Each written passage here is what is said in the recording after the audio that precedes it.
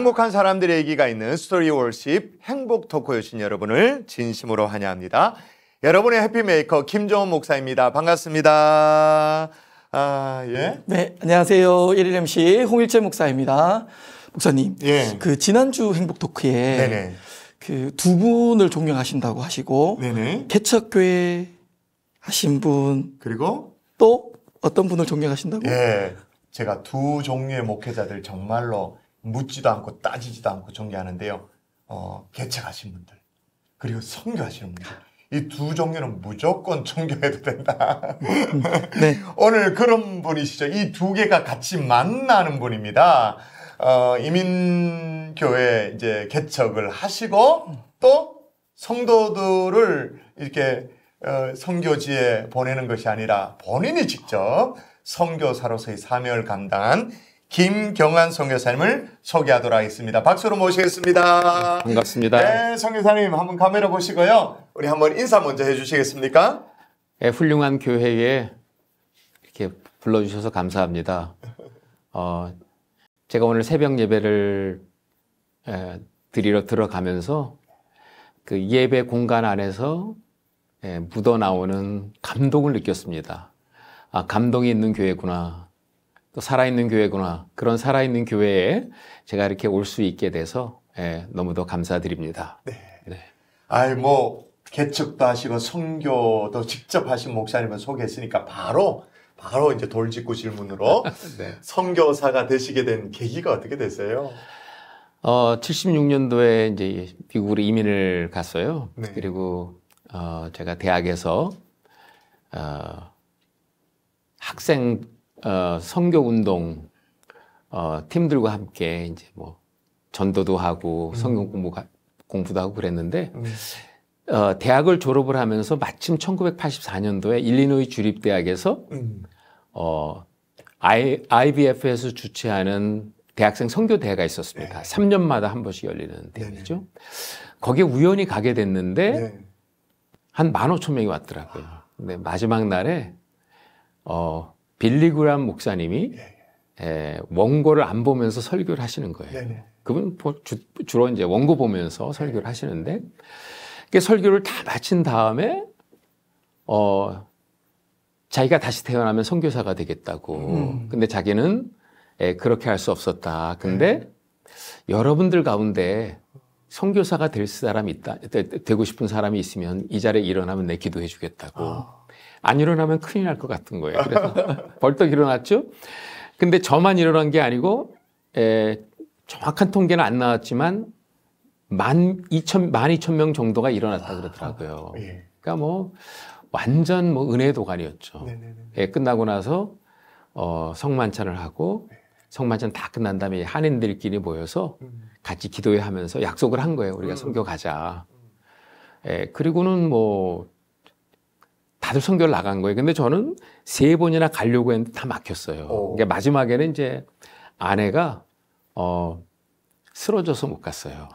그러면 나는 선교하는 교회를 개척을 해서 선교사를 내보내는 교회를 하자. 그래서 뭐 2세 목회, 1.5세 목회, 1세 목회를 했는데 그렇게 손을 들고 나서 23년이라는 세월이 흐른 거예요. 꽤 많은 시간이 흘렀네요. 네, 그렇죠. 그러니까 선교사를 내보내는 교회를 해야 되겠다라고 해서 수도 없이 설교했는데 한 명도 안 나간 거예요. 그럴 수도 있군요. 네, 굉장히 좌절이 되더라고요. 그래서 새벽 기도회 끝나고 열심히 기도하는데 하나님께서 생각나게 하시는 거예요. 제가 84년도에 손을 들었던 집회를. 네.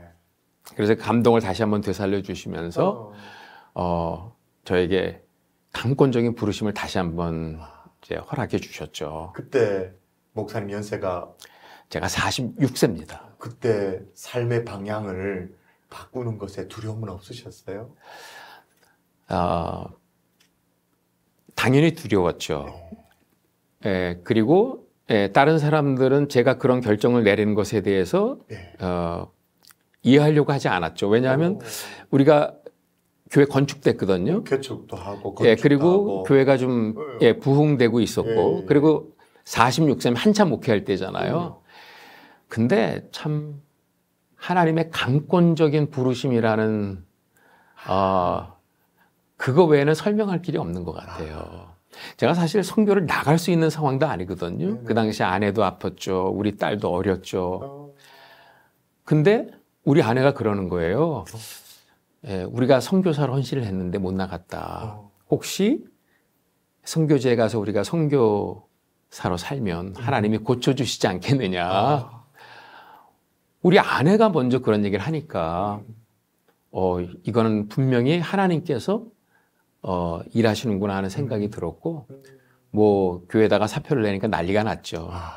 근데 그런 기간이 이제 한 7, 8개월 서로 이해하고 설명하고 그래서 서로 축복해주고 그래서 그 교회의 1호 선교사로 제가 파송을 받게 된 거죠. 근데 제가 떠나니까요. 줄줄이 사탕이에요. 와, 그래. 첫 포문을 여셨네요. 그랬더니 뭐 바로 2세 대표를 한 명이 이제 북한 선교사로 가게 됐고. 북한 선교사. 예, 그리고 또 한 분이 일본 선교사로 가고 저희 교회 집사님이 네팔 선교사로 가고 제 후임 목사님으로 이제 오신 송영재 목사님. 예, 그분이 웨스트민스터에서 조직 신학 박사학위 하신 목사님이고 교수까지 하신 분이잖아요. 근데 2대 목사님도 선교사로 떠난 거예요. 1대 이어서 2대까지도. 예, 그래서 참 하나님이 하셨다 그 기간 동안에 이제 이렇게밖에 설명이 안 되네요. 네. 그래서 하여튼 제 인생의 코스를 바꿨습니다. 그러셨군요. 네. 이제 그러면 선교로 첫 발을 내딛은 게 티벳. 예, 티벳이었죠. 예. 티벳에서는 어떤 사역을?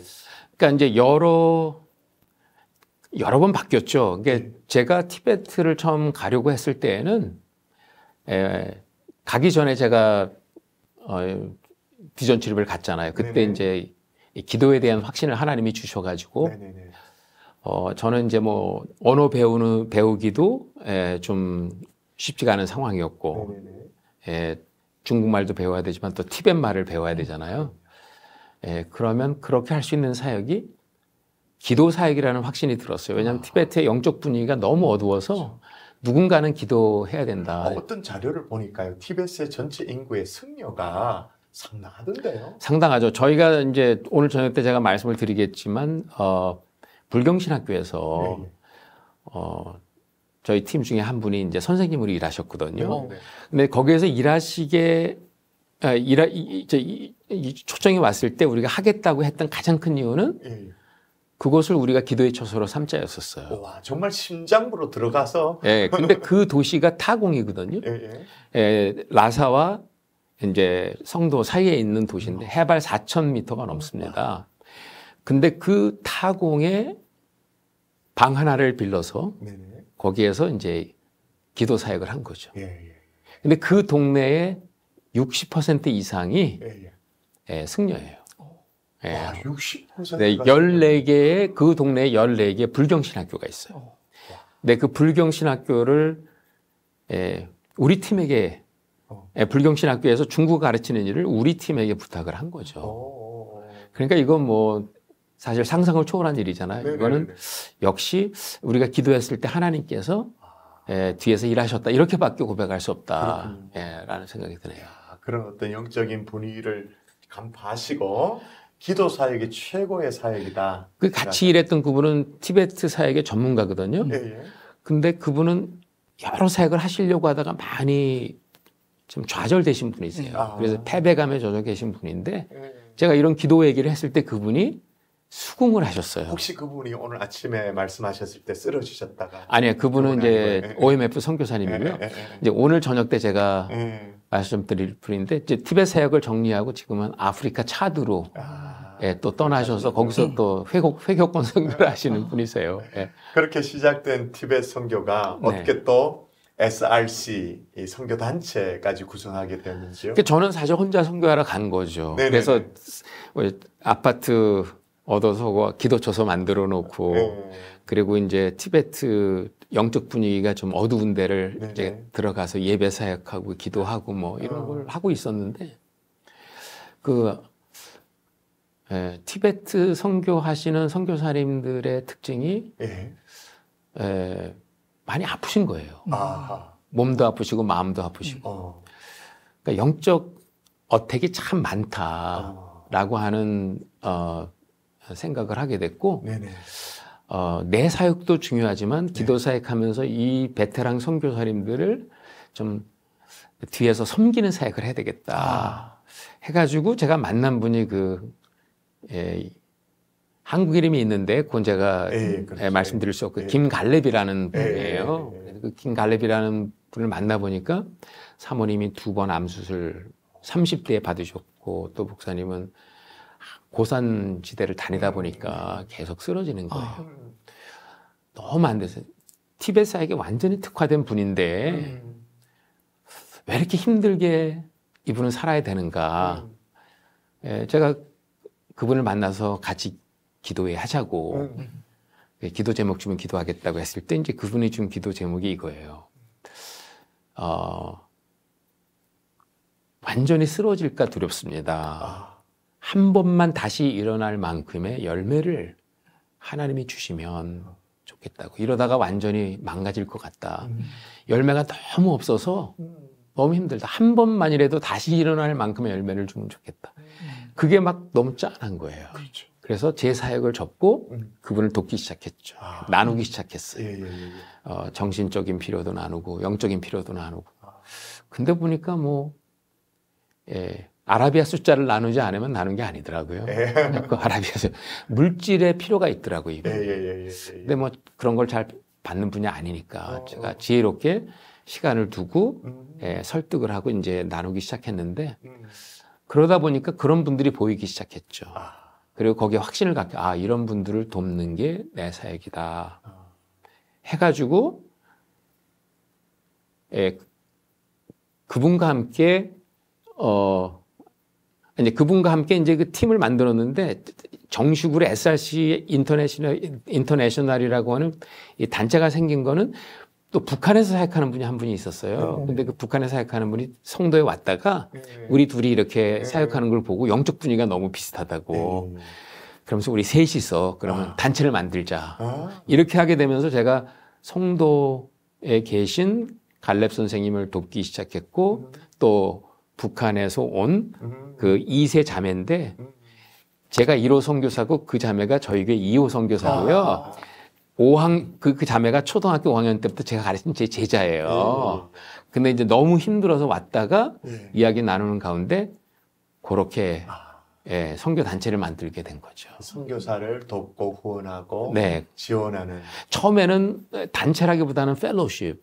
우리는 단체를 키울 생각이 없고 힘든 분들이 계속 선교할 수 있도록 어떻게 해서든지 섬기는 일을 하겠다.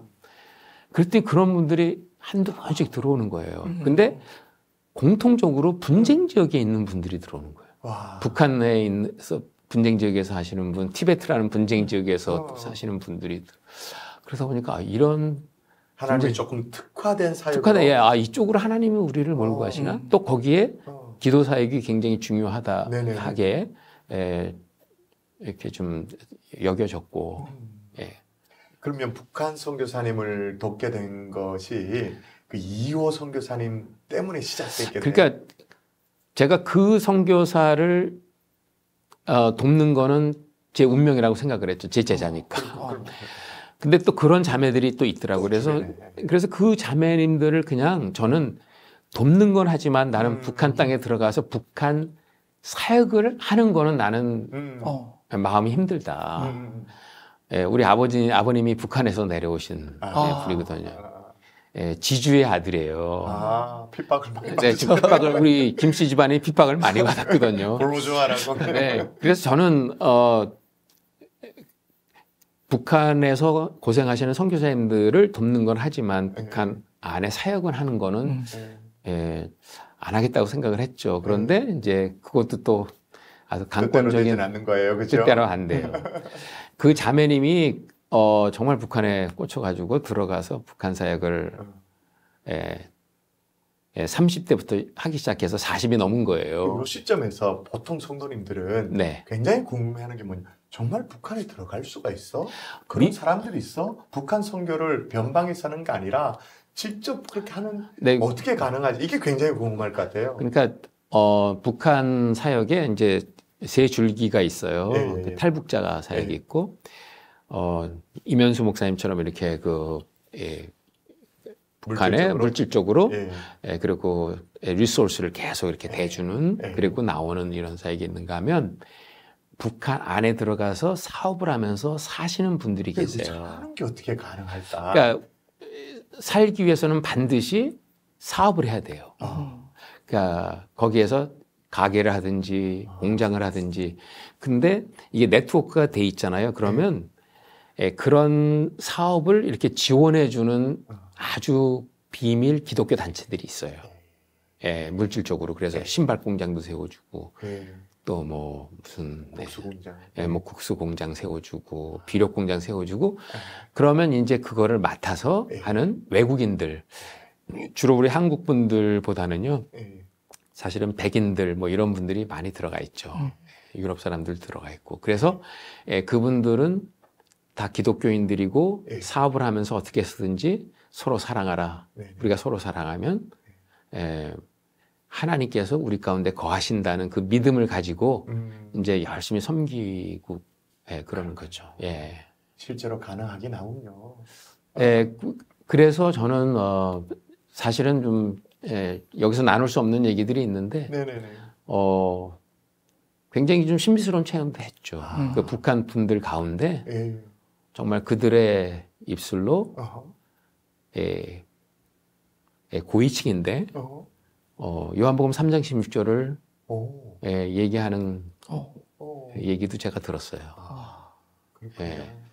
정말 하나님께서 문을 어떻게 열어주실지. 그러니까 그거는 그런데 이제 이런 분들의 특징은 절대로 이렇게 어디 나서거나 집회에 가거나 제가 이렇게 집회를 다니는 이유는 저는 더 이상 북한을 안 들어가게 다니는 거예요.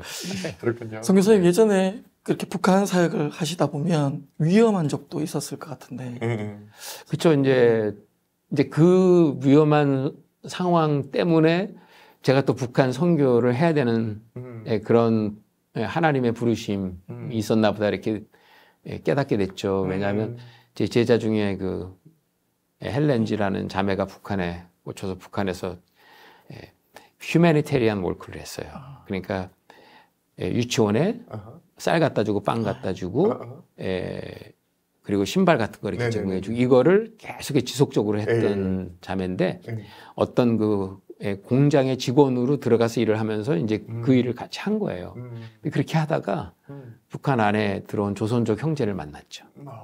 근데 조선족 형제는 이제 메디컬 쪽에 일을 하시는 형제님이에요. 근데 그 형제랑 사랑하게 된 거예요. 그리고 결혼을 약속합니다. 근데 이 친구들이 우리가 좀 의미 있는 결혼식을 해보자 해서 3번의 결혼식을 하기로 해요. 한 번은 중국에서 남편의 고향, 한 번은 미국에서, 그리고 한 번은 북한에서 우리가 결혼식을 하자.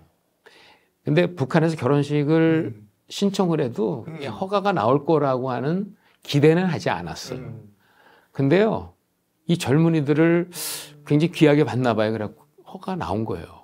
그래서 북한 안에서 이제 결혼식을 하기로 했고, 이제 그 준비를 하러 제가 들어가게 된 겁니다. 근데 제가 들어가다가 좀 소지품을 제대로 챙기지를 못했어요. 좀 가지고 들어가지 말아야 되는 게 너무 많거든요.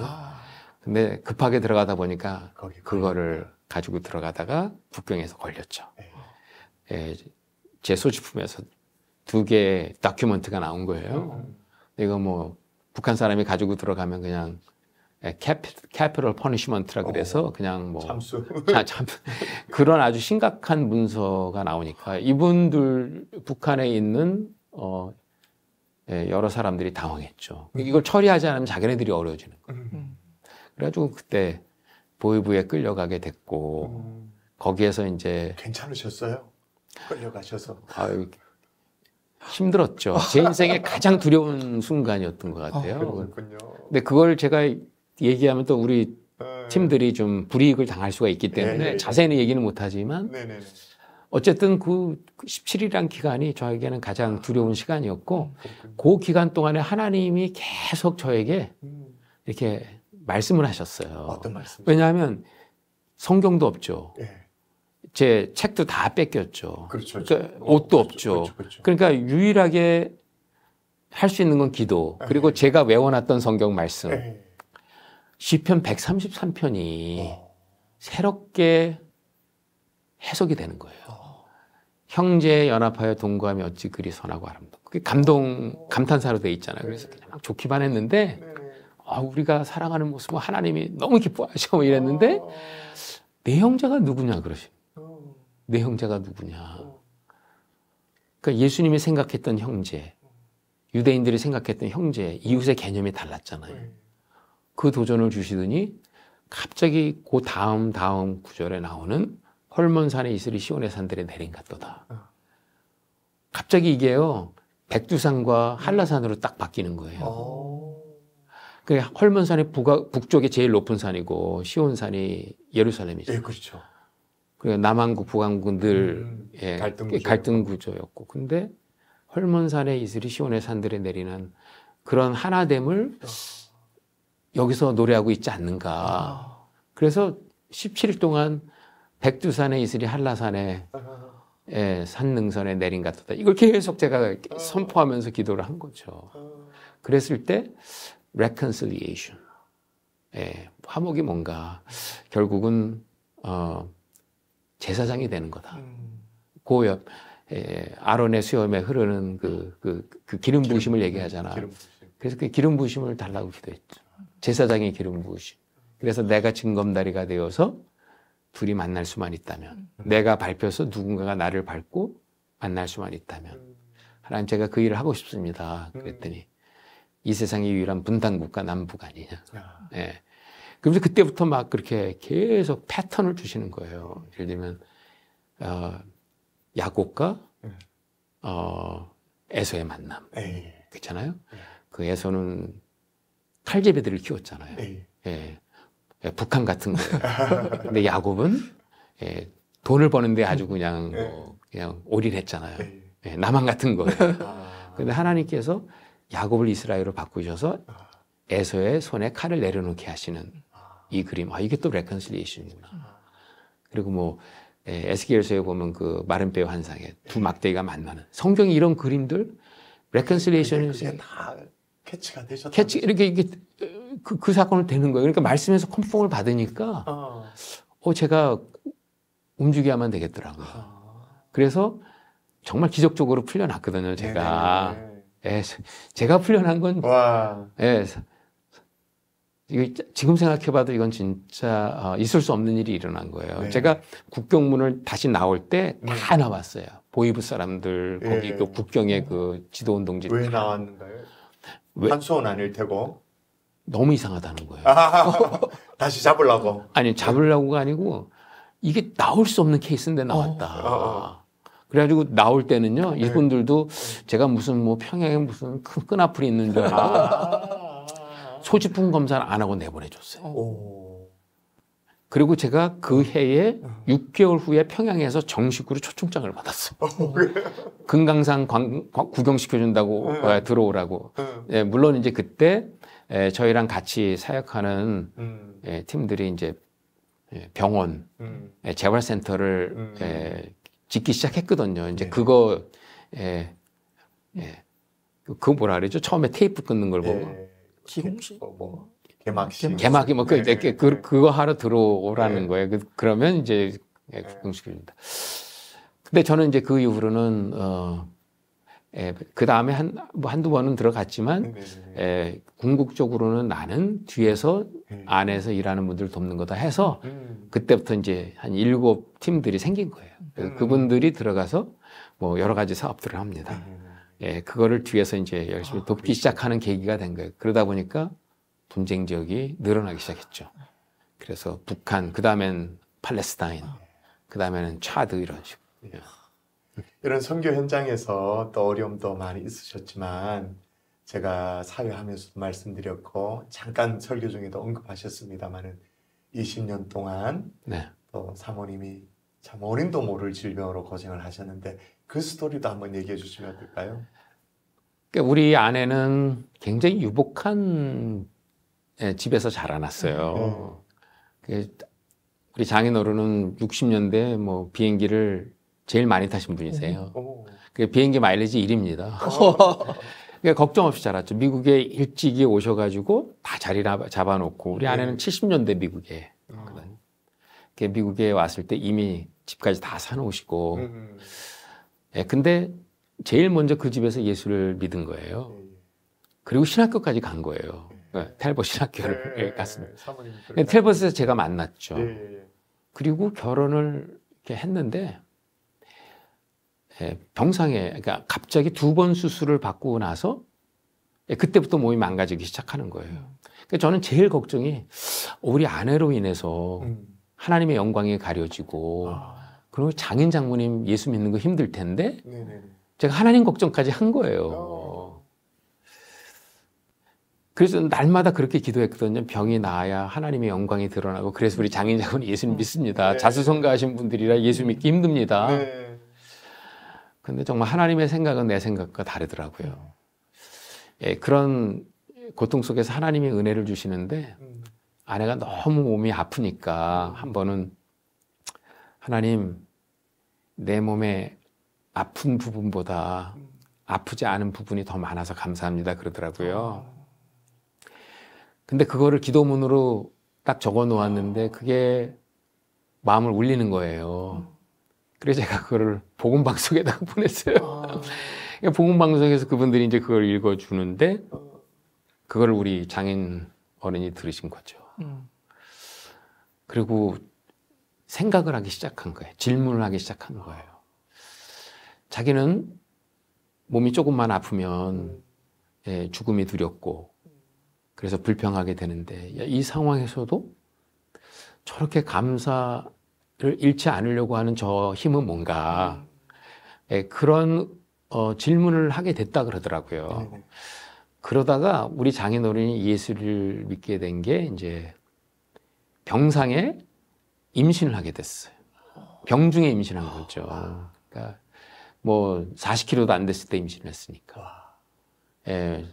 의사 선생님은 아기 떼라 그랬어요. 근데 아무리 기도해 보아도 이거는 그렇게 해서는 안 될 것 같은 거예요. 정말 힘든 상황을 많이 지났지만 그 딸아이가 자연분만은 정상적으로 태어난 거예요. 와, 기적과도 같은 일이네요. 근데 그 딸이 태어났을 때 그 딸은 건강한 엄마를 본 적이 없는 거잖아요.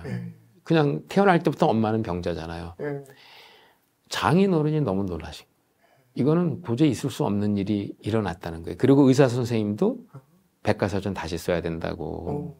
이거는 뭐 이 생명에 관한 한 나는 불가능이라는 얘기 할 수 없다. 지금 방송을 보고 계신 분들은 지금 잘 이해가 안 되시는 분 중에 있을 텐데 사모님이 어느 정도로 몸이 약해지셨냐면 사모님이 그런 기도도 하셨대요. 주님, 숟가락을 들 힘이 없습니다. 이걸 들어야 그래야 또 엄마로서 역할도 하고 그 정도의 정말 무기력한 또 몸무게가 30kg대로 이제 떨어질 만큼 그것도 할 이유도 모르고 그런 상황이니까 출산은 뭐 불가능한 거였죠, 그죠? 네, 그렇죠. 그때 이제 그 장인어른이 그걸 보면서 야, 너희 하나님이 너희들 되게 봐준 것 같다. 와, 그러면서 마음을 열기 시작했고 이제 분명히 뜻이 있다는 것은 알았고요.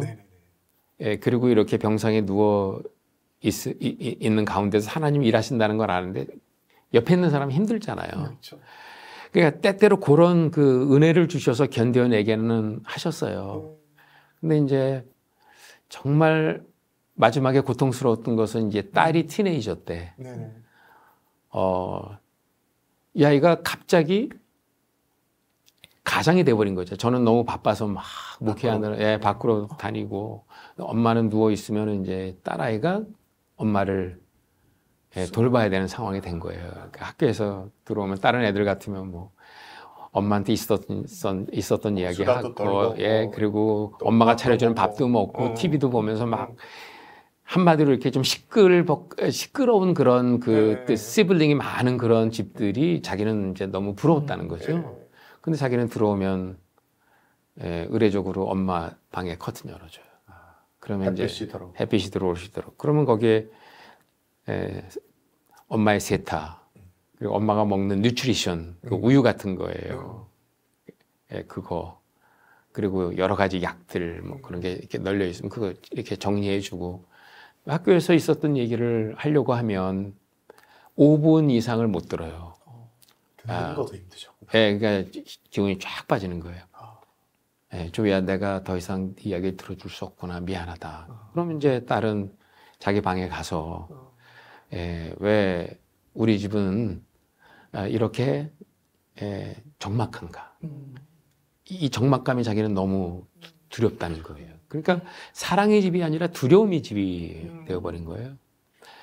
이제 그 와중에 그래도 엄마가 들으려고 애를 쓰고 막 이런 모습들이 제가 보기에는 있었는데 그거를 캐치를 못한 거죠, 사실은. 그러다가 한 번 얘가 이게 폭발한 적이 있어요. 한 번은 자기 방에 들어가더니 문을 딱 걸어 잠그더니 하나님 왜 우리 아빠 뺏어갔냐고. 하나님 왜 우리 엄마 건강 뺏어갔냐고. 나 엄마 필요해요. 아빠 필요해요. 막 그러는데 뭐 제가 해줄 게 없더라고요. 그 상황에서 얘가 하나님 앞에 기도 안 하는 게 아니잖아요. 기도하고 있는 거예요. 근데 그 기도의 내용이 문제인 거죠. 하나님이 멀리 안 계시다가 아니에요. 하나님이 계시는데 왜 그 하나님이 나를 이렇게 힘들게 하냐. 진짜 기가 막히더라고요, 이게. 근데 그때 이제 엄마가 자기 그 힘든 몸을 이렇게 딱,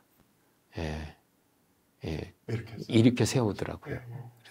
딸 방 앞에 이렇게 가더니 거기서 기도를 하는데 하나님, 나는 이 딸의 엄마의 자격이 없습니다. 이 딸애한테 뭐 따뜻한 밥 한 번 아침에 해먹이고 학교 보낸 적도 없고, 이 아이의 어려운 이야기, 상처받은 이야기, 그런 얘기를 자기는 들어줄 수도 없고, 그런 제가 엄마라고 말할 수 없죠. 그런데 이 딸아이가 너무 아파하지 않느냐. 하나님, 이 아픔을 내가 대신 짊어지게 해달라고. 근데 그 얘기에 갑자기 조용해지는 거예요. 근데 문을 열더니 엄마의 품에 팍 자기 몸을 던지더라고요. 두 사람이 흐느끼 끼어서 우는데 저는 그런 울음을 본 적이 없어요.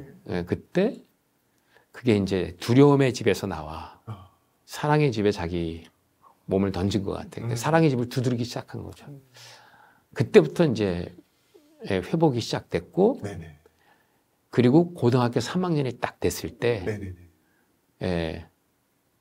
아내가 병상에서 일어나게 된 거예요. 병명을 찾은 거예요. 아주 UCLA에서 가르치신 유명한 좀 의사 선생님인데 연구를 많이 하신 분이었는데 사실 이분이 이제 이혼하셨다가 재혼하셨거든요. 근데 그 재혼하신 자매님이 제가 목회할 때 저희 교회 집사님이었어요. 그런 인연이 있었군요. 그러니까 그 집사님이 우리 사모님 좀 도와달라고. 내가 힘들 때 이렇게 사모님이 나를 도와줬다. 그러니까 당신이 도와달라고. 근데 와서 우리 집에 다 들고 왔어요. 그리고는 뭐 2시간을 이렇게 진료를 하시더라고요. 그랬더니 병명을 딱 찾더라고요. 그러면서 그러면서 이거는 굉장히 호르몬 문제인데 이게 부작용이 많다. 근데 그걸 잘 조절하는 게 키인데 그걸 자기가 돕겠다고. 그래서 그때부터 이제 그걸 먹기 시작. 조금씩 잘하시는 거예요. 그러면서 우리 딸아이가 고등학교 졸업을 3개월 앞두고 일어난 거예요. 그리고 나서 그때부터 몸이 좋아져서 딸아이가 아침에 학교 갈 때 밥을 해주기 시작했죠. 그러니까 처음으로 딸아이를 밥을 해서 챙겨 보낸 거예요. 10년 만에 외출을 했어요. 그리고 12년 만에 우리 가족들이 같이 외식을 했습니다. 그게 저는 딸아이가 그걸 맛보는 거예요. 딱 졸업하기 전에 이제 동부로 학교 공부하러 갔거든요. 집에서 나가니까. 그리고 마지막 우리 딸아이가 고등학교 졸업식에서 대표 연설을 했거든요. 거기에 우리 아내가 처음으로 참석을 한 거죠. 감격적이네요. 뭐 아내가 울고 거기서 흐느껴 울고 난리가 났죠. 레지스터라고 하는 오렌지 카운티 신문이 있어요. 그 신문에 났습니다. 그 스토리가. 그러면서 하나님이 모든 걸 잊게 하셨어요. 다 잊게 하시고 챕터를 닫고 그리고 새 챕터를 이제 열기 시작한 거죠. 그래서 딸아이는 동부로 학교를 가고 그때부터 전화로 못다한 이야기 2시간씩 막 전화하고 지금도 우리 딸아이는 뭐 이제 30이 다 된 프로페셔널 일을 하고 있거든요. 네, 그런데도 엄마랑 2시간씩 이야기하고. 그럼 다 이유가 있어서 또 따님은 이제 변호사로 또 섬기고 계시다고요? 네, 그렇죠. 예, NYU 그 법대를 나왔어요. 근데 이제 뭐 로펌이나 이런데 코퍼레이션에 들어가면 사실 큰 돈 벌 수 있죠. 근데 자기가 좀 생각하는 어떤 소명이 있나 봐요. 집에서 쫓겨난 사람들, 아파트에서 쫓겨난 사람들, 집이 없는 사람들. 그러니까 얘는 의식주는 중요하다는 거예요. 그러니까 우리에게 기본적으로 의식주는 꼭 누군가가 내가 할 수 없으면 누군가가 채워줘야 된다. 근데 미국의 홈레스 문제가 너무 심각하거든요.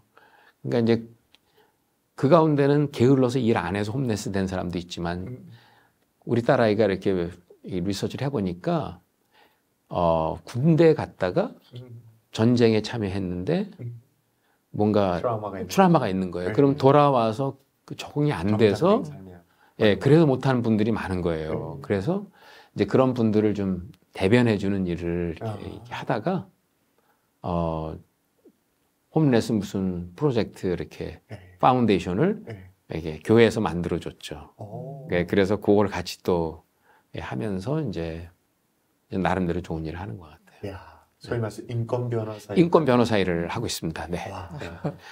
할렘에 얼마 전까지 그 뉴욕 할렘에서 쭉 살다가 지금은 이제 오피스가 맨하탄으로 옮기면서 지금 브루클린에서 살고 있고 그 팀 켈러 목사님. 그 교회 안수 집사예요. 최연소 안수 집사가 됐어요. 그 홈레스 프로젝트 그거를 하기 때문에 뭔가 사역에 기름 부으심을 줘야 된다. 사역에 정식 사역자로 이렇게 해야 된다 해서 아마 교회에서 그렇게 해준 것 같아요. 이런 걸 쭉 돌아볼 때 이제 선교사님께서는 좀 이제 돌아보는 회상이 가능한 연배이지 않습니까? 그렇죠. 어떠세요? 딱 떠오르는 단어는요. 인생은 수동태인 것 같아요. 수동태인 것 같다. 내가 능동적으로 무엇을 해서 만들어가는 인생이 아니라 정말 하나님이 허락하신 것을 나는 그냥 받는 거다. 우리 아내가 그런 얘기를 했습니다. 20년 어떻게 살았냐. 내가 산 게 아니고 사라진 거라는 거예요. 산 게 아니고 사라진 거다. 예, 그렇죠. 제가 개척한 교회고 50억 들여서 건축도 하고 그리고 교회가 막 그래도 잘하고 있을 때 그 교회를 내가 내려놓고 떠난 게 아니거든요. 그거는 능동태잖아요. 근데 하나님이 내려놓을 수밖에 없는 상황을 하나님이 몰고 가셨다. 그래서 철저하게 딸의 문제도 그렇고 아내 문제도 그렇고 제가 지금 섬기고 있는 선교단체조차도 이게 결국 수동태. 하나님은 나에게 주신 것을 받게 하는 훈련의 여정이었다. 그래서 저는 제가 젊었을 때 우리 원로 목사님들이 오셔가지고 목회는 하나님이 하십니다. 이게 마음에 안 들었어요. 선교는 하나님이 하십니다. 뻔한 말씀하신다. 이렇게 생각 있겠죠. 근데 정말 돌아보면 그 말이 맞는 것 같아요. 하나님이 하시고 그 하나님이 하시는 일에 우리를 불러주신 게 그냥 감사할 뿐이고 내가 오늘도 하나님의 쓰임받는 손 안에 있다는 그 자체가 영광스러운 거죠. 아멘. 이제 또 행복 토크를 조금 마무리해 가야 될 시간이 된 것 같은데요. 이 행복 토크의 공식적인 마지막 질문입니다. 우리 김경환 선교사님에게 있어서 행복이란? 그 영어로 바이 프로덕트라 그러거든요. 소산물. 복 있는 사람은 악인의 길을 쫓지 않고 그 시편 1편 있잖아요. 거기 보면 결국은 내가 하나님 안에 뿌리를 내릴 때 나타난 결과가 행복이다. 내가 추구해서 행복을 얻는 게 아니고 내가 하나님 안에 있을 때 얻어지는 게 행복이다. 그래서 행복은 취하는 게 아니고 바이 프로덕트, 소산물이다. 하나님과의 올바른 관계에서 주어지는 열매다. 그래서 행복을 추구하기보다는 하나님과의 친밀한 관계를 추구하고 그 관계 속으로 들어가면 행복은 따라온다. 이렇게 좀 말씀드리고 싶네요. 와, 아멘. 우리 행복이란 우리 선교사님에게 정의는 정말 소산물이다. 주어지는 거다. 아까 인생을 쭉 돌아봤을 때 내 인생은 능동태가 아니라 수동태라고 말씀하셨는데 같은 맥락에 정리를 해주신 것 같습니다.